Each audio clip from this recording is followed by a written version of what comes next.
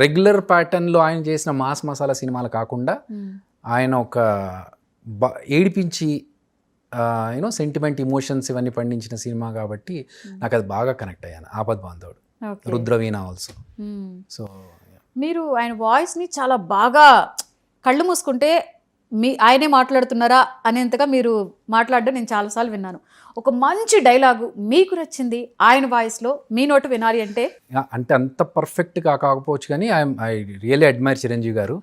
మా షోలో కూడా చాలాసార్లు చిరంజీవి గారిని ఇమిటేట్ చేసి హాఫ్ హ్యాండ్స్ శాండోస్ వేసుకొని ఖైదీ సినిమాలో బ్లాక్ బనియన్ వేసుకొని చేస్తారు కదా, ఆ క్యారెక్టర్ నేను బాగా చేశాను చాలాసార్లు. నాకు అది మంచి పేరు తెచ్చిపెట్టింది.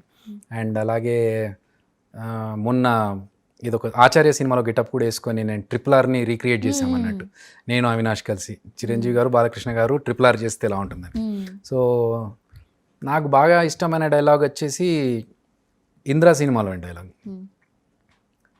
మొక్కే కదా అని పీకేస్తే పీక కోస్తా. సో ఆయన చెప్తున్నప్పుడు ఆయన మ్యానరిజం కానీ ఆయన బాడీ లాంగ్వేజ్ కానీ బాగా ఇష్టం నాకు చేస్తున్నప్పుడు. రాననుకున్నావా రాలేననుకున్నావా, అదే రక్తం అదే పౌరుషం అని చెప్పి కాలు మీద కాలేసుకొని ఆ సోఫాలో కూర్చునే టీవీ ఉంటుంది కదా, అమేజింగ్ అది.